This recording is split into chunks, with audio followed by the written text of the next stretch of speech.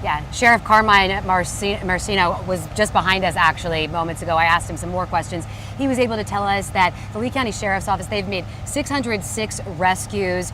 Unfortunately, we also learned that there have been 58 people who have died because of Hurricane Ian related to this storm. 7 of those individuals remain unidentified this evening. They don't know how many people could still be missing. They don't know how many people could be without a home. They have completed 1,600 welfare checks. And another thing that came out of this, of course, was the access to Sanibel and Captiva and Pine Island as well. That's very important. A lot of residents on both of those areas, a lot of the rescues there as well. And he said that the governor had told him by the end of October, there will be a temporary structure in place to get to Sanibel.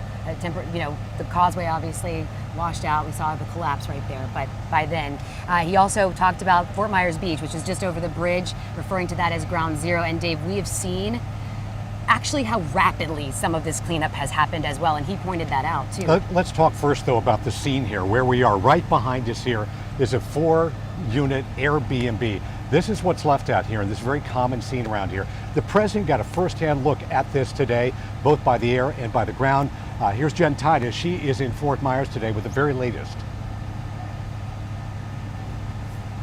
Yeah, hey Dave, we are standing in front of a food pantry here in Fort Myers where the community it surrounds all damaged by Hurricane Ian. Either roofs are ripped off or the homes were inundated by water. I'm told the day after the storm, there were just 400 people a day here. Yesterday, that number was 4,000 people a day. Those here want leaders to know just how great the need is.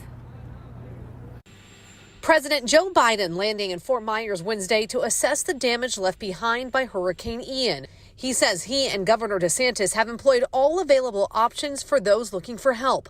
They've added FEMA pop-up sites to allow those looking for information and help, as well as promising to cover most hotel and cleanup costs for those affected. So the water came up to here. Miriam Ortiz can only hope that's true. The water got to the top of the chair, everything. We lost everything. She runs the Gladiolas food pantry. The water was up to here, so all the motor is gone.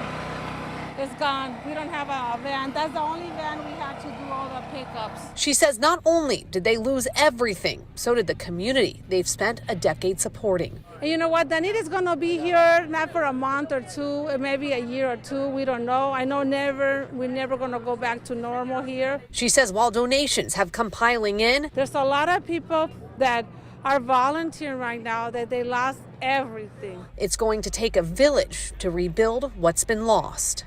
Don't forget us in a month or 2 months because the need is going to be there still. Oh, and back out here live, it will be people still coming in and out of here throughout the day. I spoke to one woman who was loading up her car, and she said her roof ripped off during the storm, and she was just coming here to look for some warm food for her 3 young children. She said, how can I get some help? I've tried to call FEMA, but it's taking me hours to get a hold of someone. The president did mention that today, guys saying that he has asked for that process to speed up.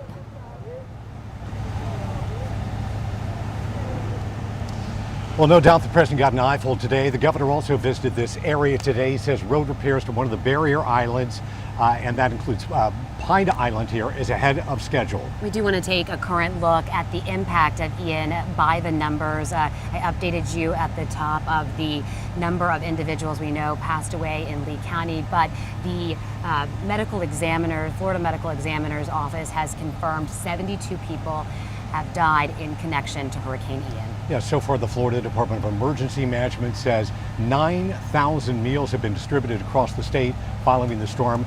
There is much more need than that, I can underscore here. They've also deployed more than 500 generators, and they are working on getting out more.